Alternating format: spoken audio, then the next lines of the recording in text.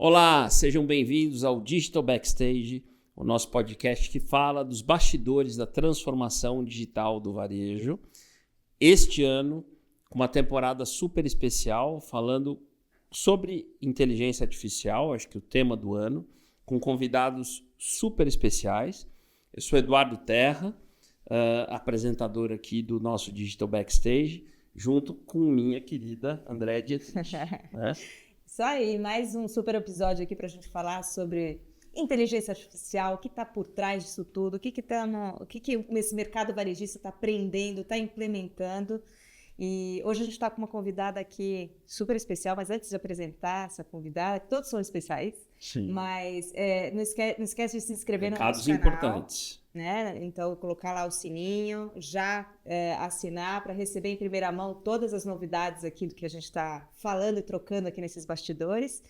Queria dar bem-vinda aí para a Júlia Rueff, que é vice-presidente do MELI de Marketplace, então, que vai aqui falar todas as surpresas, assim, novidades do MELI, que a gente está super curioso aqui para conversar, e uma super expert do varejo. Bem-vinda. Obrigada, estou super feliz de participar, uma honra estar aqui com vocês, duas grandes referências, obrigada pelo convite. Muito bom, feliz, viu, Júlia? Faz tempo que a gente queria te trazer, sua trajetória no varejo, você vai falar um pouquinho, é incrível, o que você tem feito no MELI, acho que muita gente tem acompanhado, é bacana. Então vamos começar, para quem não conhece a Júlia, conta um pouquinho quem é a Júlia, né, por onde você já passou no varejo. E aí, terminando no MELI, que é onde você está nos últimos anos, fala um pouquinho dos grandes números do MELI hoje. Legal. Não, hoje, eu estou no e-commerce há praticamente 20 anos. Uau! Estou desde os primórdios, realmente, do e-commerce aqui no Brasil. Comecei minha carreira lá no Americanos.com, em 2004, estagiária de e-commerce. Então, comecei, fiquei 2 anos lá. Ainda não era B2W, né? Peguei a fusão com o Shoptime. Saí de lá, fui para o Whirlpool. Foi a minha única experiência fora do e-commerce, mais atendendo varejo. Então, fiquei 2 anos na Whirlpool, um pouco com o escopo de trade, um pouco com o escopo de vendas, né? Sempre em contato direto com varejo. Depois da Whirlpool, eu saí para o pontofrio.com, para uma startup naquele momento, né? A operação do Ponto Frio físico tinha feito uma separação do negócio online e eu entrei exatamente nesse momento que a gente não tinha nem CNPJ. Eu devo ter sido funcionária 15, 20, por aí. Então, foi uma experiência Muita gente boa naquele projeto. Muita gente boa naquele projeto. Sim. Tive o prazer de trabalhar com pessoas, né, referências do varejo, do e-commerce, aqui no Brasil até hoje. Enfim, entrei lá como coordenadora de linha branca. Pouco tempo depois, a gente foi comprado pelo Grupo Pão de Açúcar.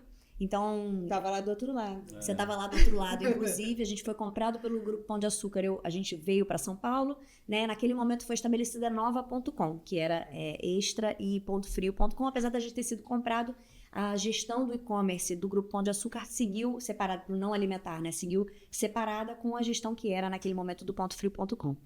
Pouquíssimo tempo depois, a gente teve uma fusão com Casas Bahia, então incorporamos também a bandeira casasbahia.com. E foram 8 anos de Cenova, né, que no final das contas se chamou Cenova, mas ao longo desses 8 anos eu passei por umas 5 empresas pelo menos, né, e muito da transformação que o varejo vem passando ao longo dos anos. Então, eu fiz parte de uma startup, depois a gente foi adquirido, depois a gente teve uma fusão, depois a gente passou a comprar em sinergia com o varejo físico, né? Então, em um determinado momento, as Casas Bahia começaram a concentrar as negociações comerciais, tanto para a GPA quanto para... Você está falando 4, 5 empresas na mesma, né? Na mesma, exato. Depois a gente fez um IPO na Nasdaq, né? E naquele momento a Cenova, que era uma empresa do Grupo Pão de Açúcar, passa a ser uma multinacional, né? Existia uma Cenova na França, uma Cenova na Tailândia, enfim, existiam outros mercados que a gente fazia parte. Depois a gente teve uma troca de gestão, então teve uma gestão francesa assumindo, né, todo o top management da Cenova naquele momento e depois uma fusão com a Via Varejo. Então, foram realmente 8 anos de... Sem rotina. Sem rotina, de uma intensidade de transformação acelerada. E nesse período eu consegui evoluir, né, sobreviver a todos esses acontecimentos, participar junto da transformação da companhia e crescer, né, sair de lá como gerente geral comercial, sempre dentro da área comercial, cuidando de um P, né, sendo responsável pela compra, gestão de estoque, gestão da venda, gestão de margem, para metade do faturamento da companhia. E aí, em 2017, eu começo no Mercado Livre, né? Entrei lá, tô lá há 7 anos. Né? 7 anos? 7 anos já. História, já. Entrei lá como Senior Manager, né? A gerente senior de varejo. Então, meu papel ali era de vendas, responsável por trazer grandes varejos para vender no Mercado Livre e fazer a gestão dessa carteira. E numa trajetória parecida com a da Cenova, eu fui incorporando escopo até virar diretora comercial, né? Diretora de verticais dentro do Mercado Livre.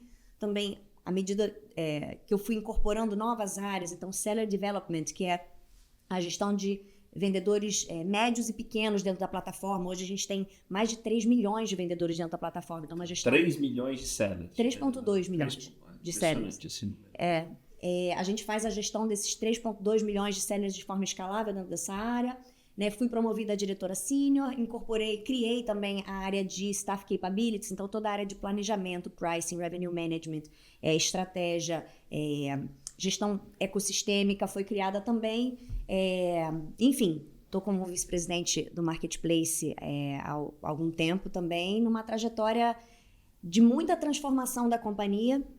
Né, lá atrás, em 2017, quando eu entrei, o Mercado Livre era uma plataforma, né, que estava iniciando... Era um marketplace. Era um marketplace puro que estava iniciando os seus primeiros passos em logística, né, começando a fazer as entregas, né, se apropriando dessa etapa do processo. E hoje, né, tenho muito orgulho de ter feito parte ativa aqui da transformação do negócio do Mercado Livre em marketplace no Brasil. Então, essa é a minha trajetória. Você tinha alguns números do Mercado Livre que você conseguia dividir com a gente, né? O que você pode dividir de big numbers? Hoje, como eu comentei, a gente tem 3,2 milhões de sellers, né, de vendedores dentro da plataforma.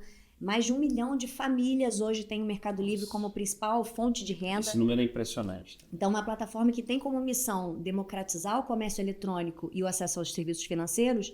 E isso é válido para pequenos microempreendedores até grandes marcas, né? A gente consegue oferecer um nível de serviço de atendimento ao usuário final e ao usuário seller de bastante igualdade e bastante... A gente ajuda realmente na digitalização, na transformação digital desse empreendedorismo brasileiro. São mais de 140 milhões de usuários, de clientes dentro da plataforma. Então, a gente vem crescendo a números com crescimento acima de 30%. Então, acho que consolidando a posição de liderança no e-commerce no Brasil e na América Latina, né? O Brasil é o maior mercado, mais de 50%. Aliás, tem gente que não sabe, o Mercado Livre é uma empresa que começou na Argentina, expande para o Brasil, para outros países. Hoje está em quantos países? Está em 18 países. 18 países. Então, o Brasil está em 18 países, tem um DNA de América Latina, né? Tem como os principais mercados Brasil, México e Argentina, mas o Brasil é o maior mercado, né? Mais de 50% da receita está aqui. Muito bom. É isso, com uma liderança muito consolidada. Vamos falar de AI? Que orgulho também ver você, seu crescimento, sua carreira, uma mulher nessa posição, com tanta força, mesmo, né? Então, assim... Também fico feliz de ter uma mulher aqui, porque a gente faz a curadoria e realmente é difícil, mais desafiador, ainda mais no mundo da tecnologia e tudo mais. Verdade. Então, parabéns. Obrigada. Obrigada para você também, para nós. E eu acho que, assim, Meli é uma grande referência de muita coisa que acho que o varejo vem sofrendo e vem tentando há muitos anos ali no processo de transformação, e vocês conseguem com louvor NPS, tempo de entrega, né, justamente a qualidade de relacionamento com os sellers, enfim. Tem vários aspectos, atributos super importantes. E agora, e acho que obviamente isso tudo porque é uma empresa que tem um olhar de vanguarda para as inovações, para a tecnologia, para tudo que está na frente, é uma empresa de tecnologia pura, que muitos varejistas estão nesse caminho. E inteligência artificial, vocês também foram ali os pioneiros, vamos dizer assim, de trazer um OpenAI ali para perto, uma das primeiras empresas a fazer, né, parceria com o OpenAI. Então a gente queria entender um pouquinho assim, o que tem sido feito, né, de inteligência artificial mais agressiva, mais forte aí dentro do Meli, que resultados vocês já têm obtido disso, que aqui a gente está compartilhando um pouquinho desse conhecimento para quem está nessa jornada e começando a explorar. Legal. Olha, o uso de inteligência artificial no Meli já é utilizado há muito tempo, né? Então, tem várias usabilidades dentro do Mercado Livre que estão embebidas em inteligência artificial. O algoritmo vai aprendendo à medida que o comportamento do usuário, seja ele vendedor, seja comprador, ele acontece. tanto em motores de fraude, motores de crédito, CX, né, atendimento ao usuário. São várias as frentes, usabilidade, a gente tem várias frentes que já usam inteligência artificial há bastante tempo. A inteligência artificial generativa, que é a grande novidade da gestão do nosso negócio, e ela vem sendo amplamente utilizada no MELI, seja ela para melhoria da experiência do usuário, seja ela para ganho de eficiência. Então, hoje a gente tem 16 mil pessoas em tecnologia, né, devs, cuidando dos nossos produtos. Nosso produto é a usabilidade da plataforma. Então, a gente tem um exército hoje de pessoas de tecnologia trabalhando, e hoje elas já trabalham com inteligência artificial como um assistente, né, para o desenvolvimento das frentes que eles estão atuando. Então, mais para o uso interno, né? Para uso interno. Para uso interno. Quando a gente fala também de ganho de eficiência, isso se conecta diretamente com ganho de eficiência e performance, né? Quando a gente olha também para os nossos processos de atendimento ao usuário, entender problemas, como é que a gente atende melhor e entende melhor os problemas que aparecem para criar soluções. A gente tem bastante inteligência artificial generativa aplicada. Quando a gente fala de usuário, hoje a gente tem várias usabilidades que hoje são visíveis, né? Não para o usuário como inteligência artificial, mas já são usadas de maneira ampla. Dou alguns exemplos aqui. Hoje você vai procurar um produto e o produto tem as avaliações das pessoas que compraram aquele produto. Hoje, por inteligência artificial generativa, a gente já consegue fazer um resumo, né? Ler todos os reviews que tem ali e automaticamente a gente gera um resumo. Olha, as pessoas que compraram esse produto destacam esses fatores como pontos positivos, esses como pontos negativos, o score médio é de 4 estrelas. E, enfim, isso trouxe um aumento de conversão importante, né, por trazer agilidade para as pessoas poderem entender, trouxe menos fricção e trabalho para as pessoas entenderem a qualidade de um produto. A mesma coisa para a melhoria de fotos. Então, hoje, por inteligência artificial, a gente consegue entender que um produto é igual ao outro e fazer correção de fotos, entendendo que essa imagem é igual àquela, né, melhorando também a qualidade dos anúncios. São alguns dos exemplos, né? Personalização. Também a gente tem uma plataforma muito robusta de advertising, né, de publicidade dentro do mercado Ads, né? Mercado Ads. E a gente também tem inteligência artificial aplicada para customizar, personalizar as ofertas e trabalhar muito bem a base de usuários em função do comportamento que eles têm, que essa base tem. Bom, eu posso passar Olha só, horas aqui. Mas chega a trabalhar isso com os dados, inclusive com a indústria, para trazer essas informações, para justamente ver as negociações, imagens, descrições, enfim, né? Acho que deve ter muito esse trabalho colaborado também, né? Tem, assim. O foco é sempre Enquanto vocês o usuário levam final. isso para a indústria também conhecer melhor, talvez, a performance de tudo. Dentro da plataforma de Ads, a gente tem, dentro dos nossos produtos, uma solução de entender bem o comportamento de cada um dos segmentos de compradores que a gente tem dentro do Mercado Livre e como que a gente otimiza e segmenta da forma mais assertiva possível os investimentos que são feitos, né, com foco nos objetivos daquele anunciante. Maravilhoso. E a gente estava até estudando um pouquinho o que vocês têm feito, né? E o Sebastian Barros, que é o VP de tecnologia de vocês, falou recentemente na entrevista que a inteligência artificial não seria para roubar posições, mas inclusive para aumentá-las, né? Como é que você vê esse contexto das pessoas, da IA, né? Como é que vocês têm discutido isso lá no comitê executivo? É exatamente esse o ponto que ele trouxe, assim. Esse ano a gente já tem bastante inteligência artificial aplicada, generativa, né? Talvez seja o primeiro ou o segundo ano da gente com essas ferramentas aplicadas, e a gente ia fechar o ano com 25 mil funcionários no Brasil, a gente vai fechar com 30. Vocês estão contratando. A gente está contratando. Então, na verdade, a gente vem contratando acima das nossas próprias expectativas, né? Tem vários setores que você conseguir encontrar mão de obra é um grande desafio, né? Se você olhar para a logística também, a gente tem uma oportunidade de aumento de produtividade, ao mesmo tempo que em picos de sazonalidade você tem dificuldade de contratação. Então, a gente enxerga exatamente o contrário, assim, deixar para a inteligência artificial o que ela pode resolver bem e usar as pessoas para atividades mais impactantes e mais estratégicas. Todos os nossos números vêm mostrado que à medida que quanto mais a gente implementa a inteligência artificial, mais a gente emprega novas pessoas. O que eu vejo um pouco na tua fala, e eu concordo, empresas que têm usado corretamente não só IA, mas tecnologia, são as que estão crescendo e de forma saudável. E aí, naturalmente, esse crescimento traz contratação, enfim. Então, acho que é uma combinação, né? Eu acho que quem não está fazendo isso com essa consistência é justamente quem está naquele ciclo vicioso e não virtuoso de ter que buscar a redução de despesa, e aí você entra numa espiral contrária. Né? É isso aí, muito bom. E você já chegou a enxergar no seu time, ou nas funções, algumas funções que a gente pudesse ter como exemplo de migrações, né? Porque assim, acho que tem um desafio enorme aqui para a liderança, para a gestão de times, porque você começa justamente assim, você está acoplando novas funções a essas pessoas, porque a inteligência artificial generativa começa a fazer coisas, por exemplo, um catálogo de produto, uma questão de precificação, você começa a substituir um pouquinho dessas funções, mas para essas novas pessoas já atribuindo outras tantas funções. Como é que você vê o desafio justamente da liderança em lidar num contexto onde as habilidades, os conhecimentos estão mutantes, assim, mudam o tempo todo, para a gestão de talentos é super desafiador? Se você tem exemplos de funções que você já viu que mudou, né, do que você chegou e hoje, nessa nova leva, se transformou. Assim. Você sabe que um dos princípios culturais do Mercado Livre é beta contínuo. Então, a gente muito legal isso, é verdade. A gente se enxerga para sempre como em modo beta. A gente nunca vai ser um produto acabado. E eu acredito tanto nesse princípio cultural que hoje eu me considero uma pessoa beta contínua. Eu realmente acredito. Muito forte isso. É muito forte. Então, assim, a mudança, ela é uma certeza dentro do Mercado Livre, né?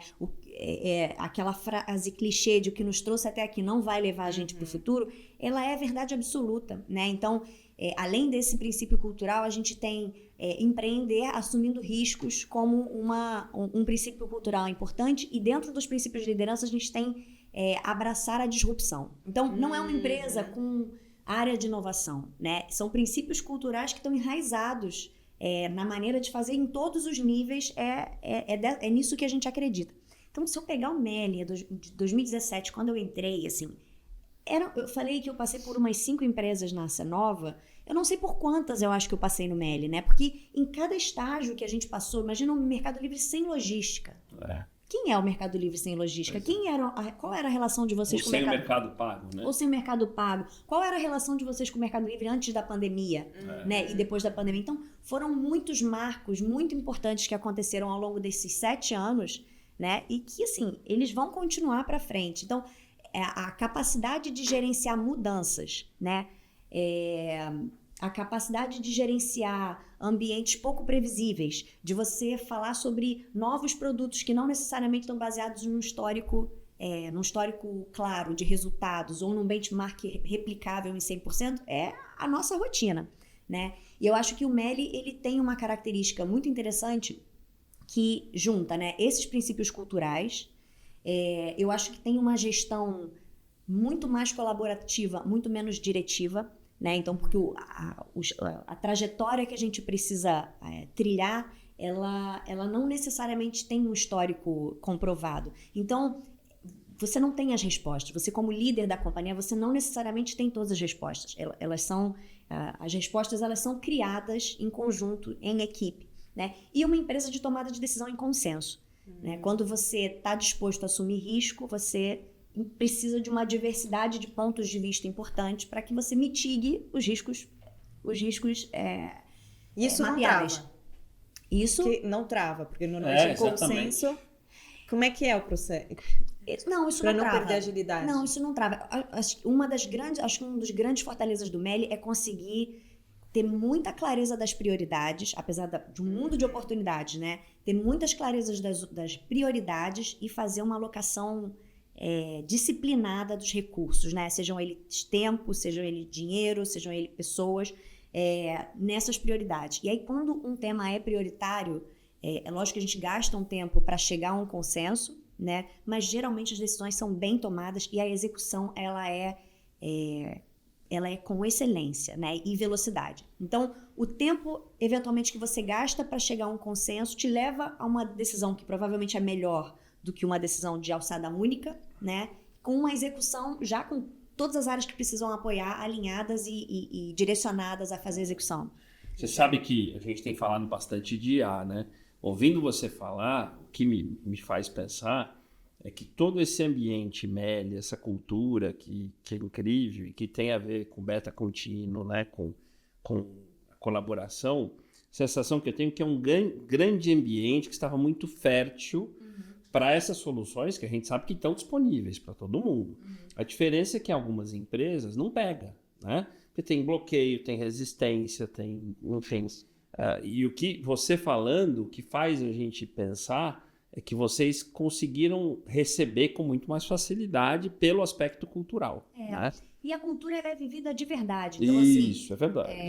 É um ambiente que você... Não está escrito só, né? Não está escrito. Então, assim, é um ambiente que se você trabalha com vários... Você faz muito test and learn, né? Você necessariamente tem que ter espaço para errar, né? E a partir do erro, qual é o comportamento esperado a partir do erro? E não que você não erre, né? Como é que você mede absolutamente tudo que você testa, né? Que controla, ajusta no tempo necessário. Então, e se você não consegue viver dentro de um ambiente que testa, erra, acerta, né? Existe um dinamismo que não é legal para todo mundo. Então, né? Você sabe que você tocou num ponto, me permitir fazer um parênteses aqui. Já estava falando disso outro dia.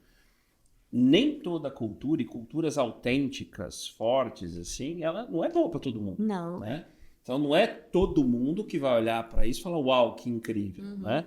Eu respeito demais as culturas assim, porque elas funcionam para a companhia, né? E para quem de fato se identifica com isso. Exato. Mas talvez algumas pessoas falem, não consigo. Né? E tá tudo certo. Né? Todo mundo fala, por exemplo, de ágil, né? Vamos implementar a Agile, que é super legal, que é super moderno. Se você não tem pessoas que espanam no processo de autonomia. Porque pessoas que não conseguem, não funcionam bem com autonomia. Quando a gente fala, putz, é óbvio, né? Isso é maravilhoso. Não.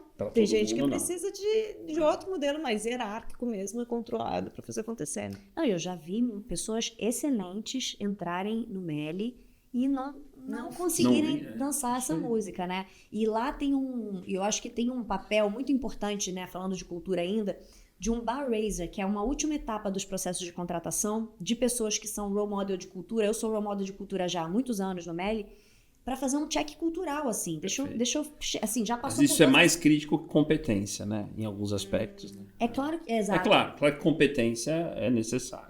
Mas às vezes a competência é muito importante, principalmente dependendo da área, mas às vezes o perfil e a capacidade de adaptação naquela cultura, eles às vezes são mais preponderantes do que a habilidade técnica. Tem mais chance de dar errado aí do que a competência, o currículo histórico traz. Né? Sem dúvida. Muito bom. E como é que vocês só curiosidade aqui para entender assim, porque vocês são super performance driven, mas também super disruptivos, inovadores, o test and learn e tal.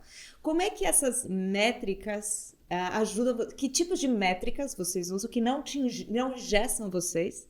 Acho que eu vi vocês também falando um pouquinho sobre metas de longo prazo, que aí vai um dos ganchos muito diferenciadores do varejo tradicional, né? De vocês ter grande parte daí, mas enfim, quero que você conte aí, que eu acho que isso é um gancho importante da transformação, porque dá certo também, né? Quando fala de inovação. É fato, assim, uma das características, um dos impactos mais marcantes da minha entrada no MELI foram dois. De uma gestão de time de forma colaborativa, de uma cocriação de decisão. Eu vinha de uma cultura de varejo já de muitos anos, de e-commerce, mas dentro de um varejo de uma gestão muito mais diretiva, né?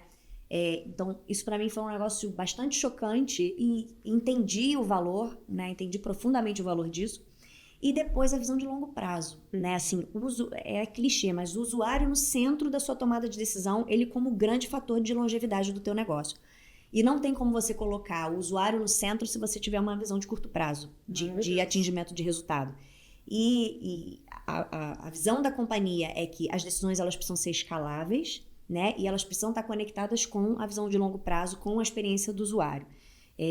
Tão simples quanto isso. Né? E isso se desdobra em remuneração mais importante do time, da liderança, muito mais pesado no longo prazo do que no curto prazo. Né? Na avaliação de desempenho das pessoas, tem lá quanto que aquela pessoa drive sustainable results olhando, né, um dos princípios de liderança, né? Drive sustainable results olhando o longo prazo, tomando decisões que olham o longo prazo. Então, você tem vários parâmetros né, que te levam, que induzem as pessoas a agirem com foco no longo prazo muito mais do que no curto. Então, hoje, obviamente, a gente tem um compromisso de entrega de growth, que a gente chama, né? Growth? Okay. Growth, que inclusive é um termo criado pelo Stélio Toda. Olha, que é growth. Essa eu não tinha escutado. E olha que eu já conversei bastante. O Beta Contínuo, me lembro o dia que eu ouvi a primeira vez dele, achei genial. Mas o Growth eu não conhecia. Growth é growth com profitability. Então, a gente tem uma gestão growth. A gente precisa necessariamente ganhar eficiência, crescendo e ganhando market share. Isso também é uma visão de longo prazo, né? Mas o fechamento do quarter, né? Ele é menos importante, apesar de ter muita importância, ele é menos importante do que as decisões que são tomadas no longo prazo. Muito dificilmente no MELI você vai ver alguma decisão que penalize, eu diria impossível, tá? Que penalize a experiência do usuário em detrimento de resultado do quarter. Vamos sair um pouquinho de IA, né? Esse tudo que falou de IA, de cultura, tá uma delícia esse episódio, porque a gente, se deixar, a gente entra no tema de cultura aqui. Eu adoro também. E eu sei que você, enfim, você veio de varejo, você vive varejo ainda, apesar de estar num ambiente mais tecnológico e de marketplace, mas queria ouvir um pouco qual é a tua visão e a visão que vocês têm pensado sobre Brasil ou Latam, sobre mercado para os próximos anos, sobre crescimento do varejo digital versus físico, né? E vocês são dos poucos players que não têm o físico, apesar de qualquer quarteirão a gente tem lá um ponto, né? Quando as pessoas falam que o Mercado Livre não é omnichannel, né? Você já testou se no quarteirão da tua rua não tem uma papelaria, né? Onde você devolve os produtos. Onde você devolve. Isso é uma omnicanalidade colaborativa, né? Você não tem uma loja Mercado Livre, mas você tem um parceiro, enfim, que eu acho que é inteligente isso, né? Mas eu queria que você desse um pouco dessa tua visão. Hoje a gente vê o digital commerce representando aí por volta de 15% do varejo brasileiro, né?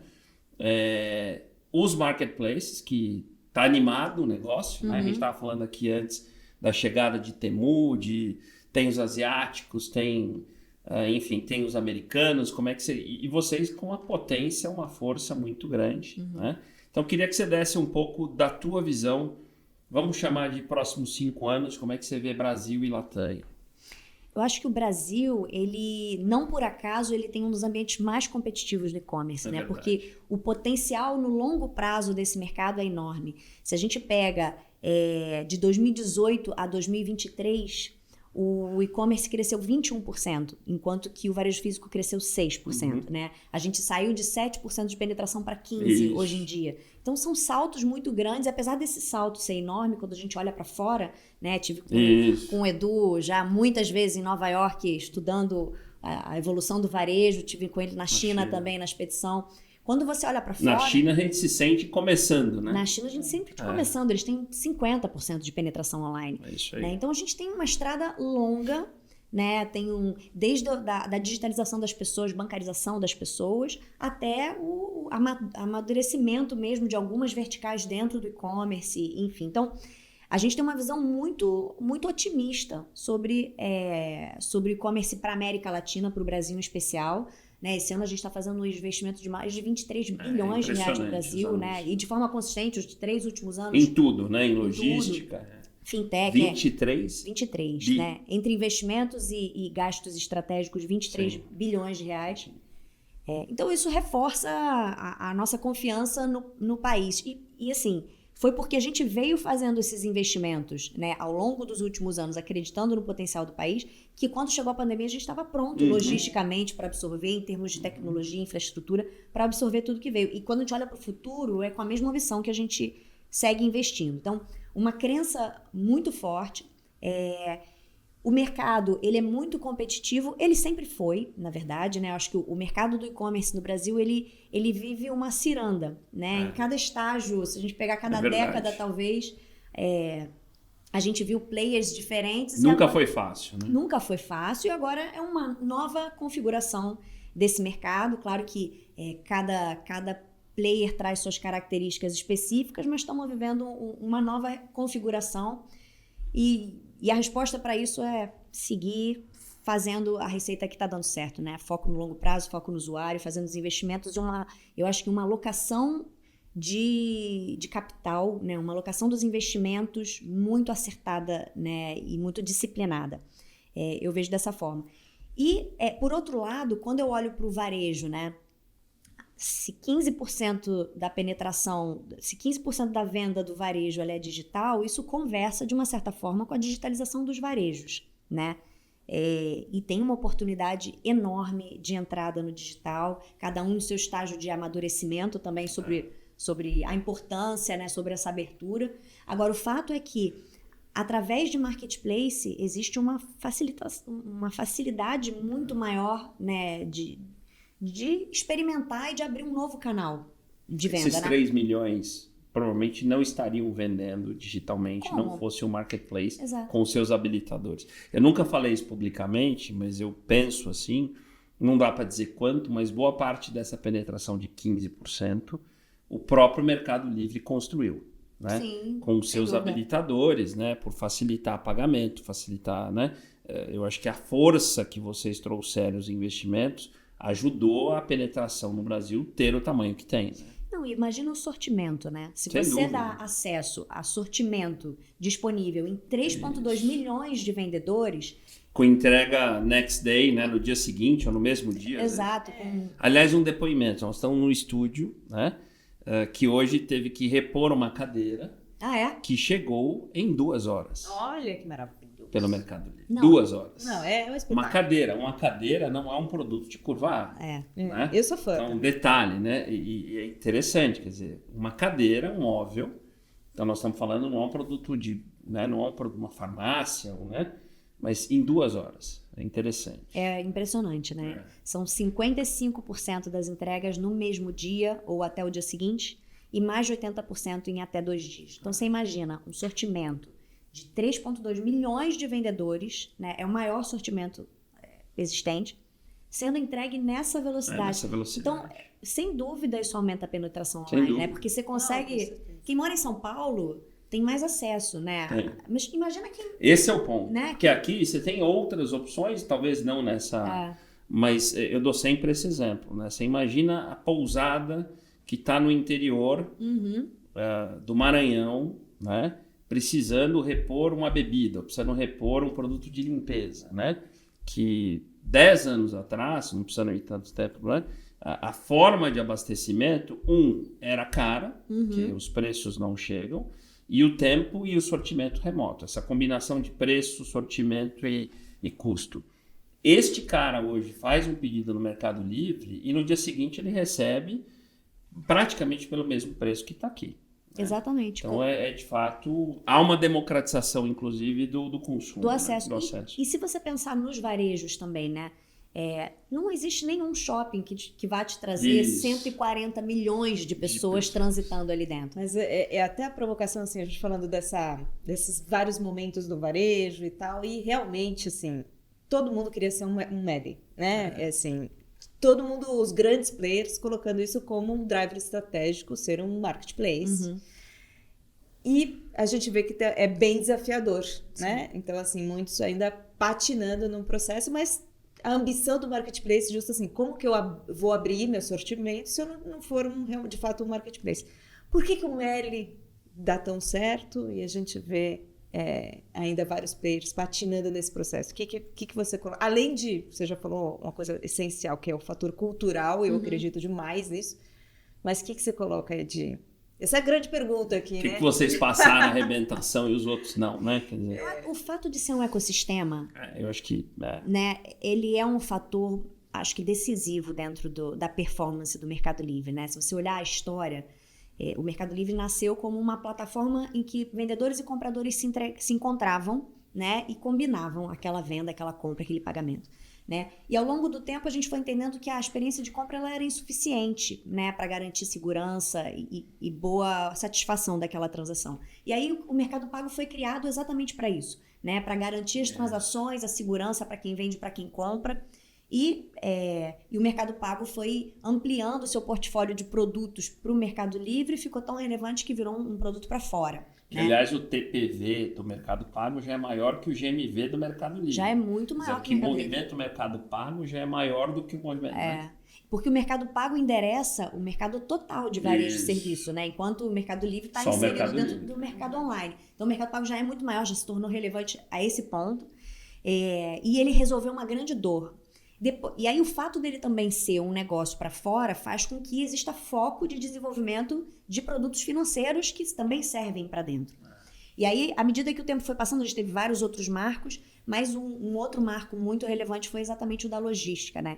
E depois de um tempo, a experiência do usuário, a gente conseguia garantir a parte da transação de pagamento, mas o prazo de entrega, o valor do frete, a pontualidade da entrega, a gente não conseguia... Que, só para o pessoal entender, quando você entrou lá em 2017, a grande maioria da entrega quem fazia era o próprio seller, né? Quer dizer, Era. Eles não tinham os grandes... 95%, talvez. 95%. Quer dizer, eu comprava, tinha o Mercado Pago, mas você defendia da boa-fé e do cara que vendeu colocar no correio, né? E Exato. hoje é o contrário. Hoje eu acho que mais de 90% vocês entregam. Né? 97%. 97% vocês entregam. A gente Que entrega. loucura. E você lembra? Eu tive vários perrengues de Mercado Livre antes, né? E não tem mais. Né? E hoje em dia, imagina. Isso trouxe um incremento. Então, assim, a gente se apropriou desse processo e virou, não só a gente se apropriou, como a gente criou uma unidade de negócio de muita excelência, né? E aí isso também trouxe... Que é o mercado envios. Que é o mercado envios, que é essa unidade de negócio de logística, que virou um business que hoje serve somente a Mercado Livre, né? E a Mercado Shops, que é uma outra unidade de negócio que a gente tem de plataforma, né? Em que os vendedores eles podem ter uma URL, um e-commerce próprio, usando todo o ecossistema do Mercado Livre, inclusive o Mercado Envios. Que aí é um e-commerce independente de marketplace. Independente de marketplace, é uma outra unidade de negócio, né?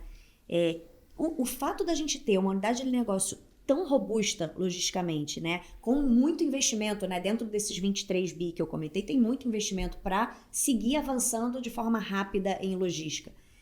E aí a gente tem também uma unidade de negócio de advertising, que é mais uma grande fonte de receita, assim como é o caso de Mercado Pago, né? Que acho que é um dos grandes cases de retail media no Brasil. Total. É líder hoje de retail media no Brasil, um dos grandes cases, né? Que consegue estar inserido 100% inserido dentro do maior tráfego, do maior player de e-commerce no Brasil, aportando para os anunciantes uma visibilidade já num estágio de funil bem mais perto da decisão de compra. Perfeito. Então, a gente entrega essa proposta de valor e tem shops. Então, quando a gente olha o portfólio do Mercado Livre, a gente tem diversas fontes de excelência na qualidade de serviço, né? E várias fontes de receita que, eventualmente, num cenário econômico, competitivo, à medida que os cenários vão mudando, a gente consegue se ancorar, se fortalecer a partir de um ou outro e ficar menos vulnerável. Então,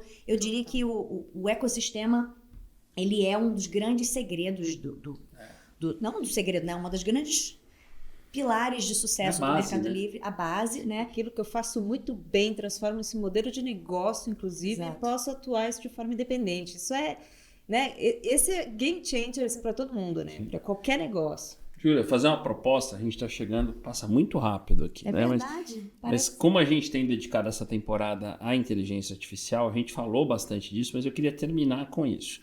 Mas de uma forma diferente, falando não de Mercado Livre, mas eu sei que você estuda bastante isso, viaja bastante, vive isso, eu sei que você conhece. Então, pensando como Júlia, né? E tudo que você já leu, já ouviu, já viveu, qual é a tua visão de inteligência artificial para os próximos anos? Você deve ter a tua tese, né?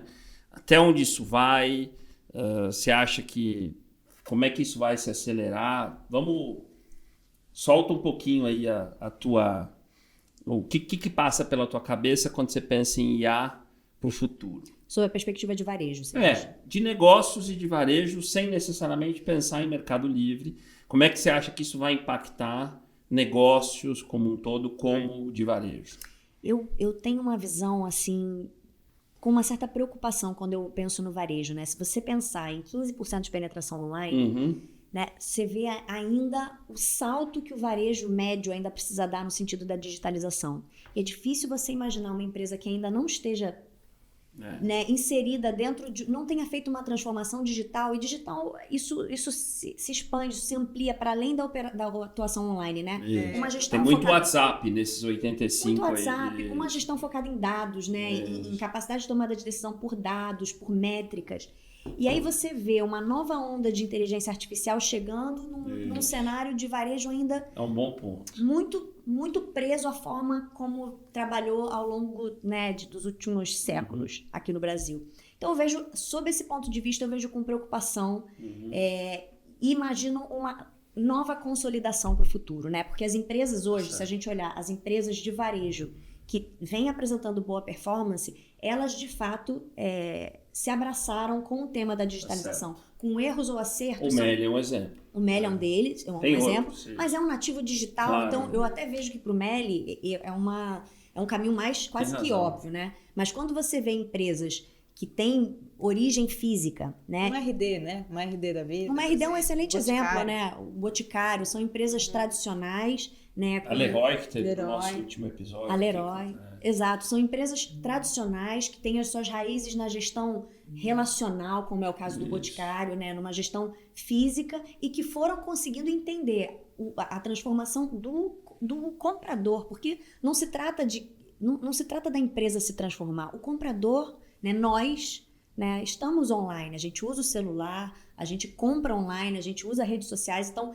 As empresas que conseguiram entender que o comportamento do consumidor ele mudou e vai seguir mudando, elas são as empresas que hoje, né, estão mais preparadas para um ambiente de transformação, de inteligência artificial. E falando do impacto da inteligência artificial, eu vejo de forma otimista, tá? Dentro de todos os prognósticos de risco que eu não Tem vejo, de tudo, né? Tem de tudo e verdade, né? Mas olhando sobre a perspectiva do copo cheio, eu vejo as empresas com uma possibilidade de conhecer muito mais profundamente seus próprios negócios, né? De poder reagir de forma muito mais rápida, né? A eventuais desvios de rota, erros, acertos, né? Entender melhor o seu usuário, trazer eficiência. Então, é uma oportunidade de produtividade para cada pessoa, né? Você começa a ver assistentes pessoais que trazem resumo dos seus e-mails, resumo das suas agendas. Você começa a ter capacidade de multiplicar suas horas durante o dia, né? E a mesma coisa é multiplicar, reduzir despesas, reduzir custos, ampliar receitas, simplesmente por conseguir entender e atuar de forma mais ampla e paralela, né? Muitas frentes paralelas sobre o negócio. Então, eu vejo isso uma perspectiva positiva, mas com preocupação em relação aos varejos que seguem, varejos e indústrias, né? Para quem não usar tudo isso. Para quem não conseguiu dar o passo da digitalização, vejo dificilmente conseguindo catch up inteligência artificial. E o que a gente tem colocado aqui com o nosso papel educativo é que eu acho que a inteligência artificial ela traz um acesso, né? Não é das coisas mais caras, né? Ela demanda sim mindset e as pessoas entenderem o que é. Um dos objetivos da gente está falando disso. Mas ela não é inacessível. Não. Para o pequeno e para o médio. Né? A gente tem visto soluções com o próprio ChatGPT, com o Google, né? Que o pequeno e o médio conseguem usar e usar bem. Né? Quer dizer, não é um negócio só para grande. Né? Para criação. Agora, precisa querer fazer. E não é intangível, né?